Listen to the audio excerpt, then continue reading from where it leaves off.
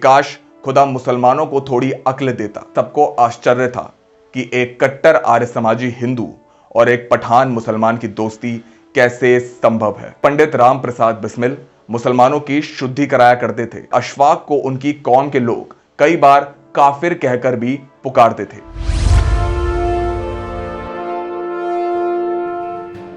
नमस्कार, मैं हूं आपके साथ मिहिर जैन और आज मेरे साथ है उमर अंसारी। दोस्तों, भारत की पवित्र धरा रंगी है इस देश में जन्मे वीर सिपाहियों के लहू से। मुसलसल इतिहास के पृष्ठों में हमें कौमी एकता और वतन परस्ती के कई नमूने दिखाई पड़ते हैं, जिसमें एक नमूना और भी है पंडित राम प्रसाद बिस्मिल और अशफाक उल्लाह खां की दोस्ती का। इस मर्तबा कथा पेश करता आप सभी के सामने कहानी अशफाक उल्लाह खां की, जो जपते थे राम राम। पंडित राम प्रसाद बिस्मिल और अशफाक उल्लाह खां की मुलाकात शाहजहांपुर में अपने स्कूली दिनों में हुई थी। कुछ समय तक तो बिस्मिल अशफाक से कतराते रहे, लेकिन कई दिनों के परिश्रम के बाद आखिर अशफाक उल्लाह खां बिस्मिल जी का दिल जीतने में सक्षम रहे। अशफाक उल्लाह खां के बड़े भाई पंडित जी के उर्दू मिडल के सहपाठी और मित्र थे। पंडित राम प्रसाद बिस्मिल ने अपनी आत्मकथा में इस बात का जिक्र किया था कि उस जमाने में सबको आश्चर्य था कि एक कट्टर आर्य समाजी हिंदू और एक पठान मुसलमान की दोस्ती कैसे संभव है। उस समय पंडित राम प्रसाद बिस्मिल मुसलमानों की शुद्धि कराया करते थे। आर्य समाज मंदिर में उनका निवास था। बिस्मिल और अशफाक की दोस्ती इस कद्र दृढ़ थी कि अशफाक एक मुसलमान होकर भी बिस्मिल से मिलने आर्य समाज मंदिर आते जाते रहते थे।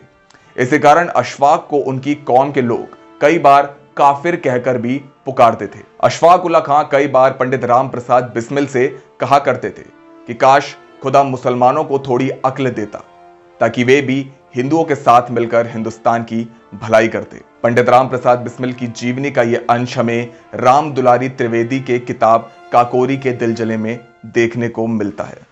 बिस्मिल ने अपनी आत्मकथा में लिखा है कि जब मैं हिंदी में कोई लेख या पुस्तक लिखता तो तुम सदैव ये अनुरोध करते कि उर्दू में क्यों नहीं लिखते, ताकि मुसलमान भी उस अंश को पढ़ सके।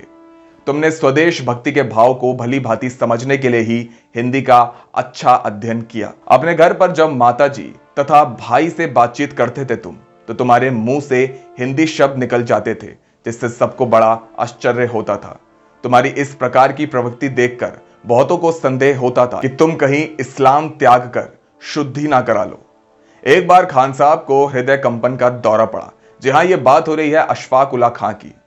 अशफाक उल्लाह खां के मुंह से हे राम के शब्द निकल रहे थे। पास खड़े लोगों को आश्चर्य हुआ कि आखिर अशफाक एक मुसलमान होकर राम का नाम क्यों ले रहे हैं, मगर बाद में पता चला कि अशफाक बिस्मिल को राम कहकर भी पुकारते थे। दोस्तों, अब आइए विस्तार से जानते हैं अशफाक उल्लाह खां के बारे में। शाहजहांपुर के एक अमीर घराने में अशफाक उल्लाह खां वारसी का जन्म हुआ था। तैरना, घुड़सवारी और बंदूक से शिकार खेलना उन्हें बहुत पसंद था। अशफाक उल्लाह खां एक 5 वक्त नमाजी होकर भी एक धर्मनिरपेक्ष शख्स थे।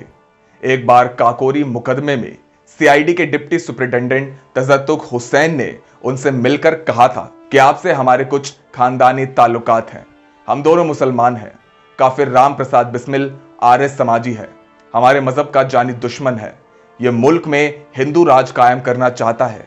तुम पढ़े लिखे समझदार मुसलमान हो, तुम्हें काफिर का साथ देकर अपने मजहब को नुकसान नहीं पहुंचाना चाहिए। पुलिस को सब मालूम हो चुका है। मेरा कहना मानकर जो बातें हो वो साफ साफ कह दो। शहीद अशफाक उल्लाह खां ने हंसते हुए इसका जवाब दिया था कि मेरी नजर में विदेशियों की गुलामी से अपने मुल्क के भाइयों का मातहत कहीं ज्यादा बेहतर है। अशफाक उल्लाह खां एक ज़हीन शख्सियत होने के साथ साथ एक अच्छे बहरूपिये भी थे। काकोरी केस के तमाम मुकदमे अशफाक उल्लाह खां ने भेस बदलकर अदालत में बैठकर ही सुने थे। जी हां, अशफाक उल्लाह खां को जब फांसी की सजा हुई तो जेल के कई आम कैदी उन्हें देखने आते थे। जिस समय उन्हें फांसी दी जाने वाली थी, उस समय वो नहा धोकर तैयार हो रहे थे। फांसी से एक दिन पहले तक अशफाक उल्लाह खां बहुत खुश थे। हंसते हुए उन्होंने अपने दोस्तों से कहा कि सुबह मेरी शादी है, कहीं दूल्हे में कोई कमी तो नहीं है। यह कहकर वो बड़ी जोर से हंस दिए।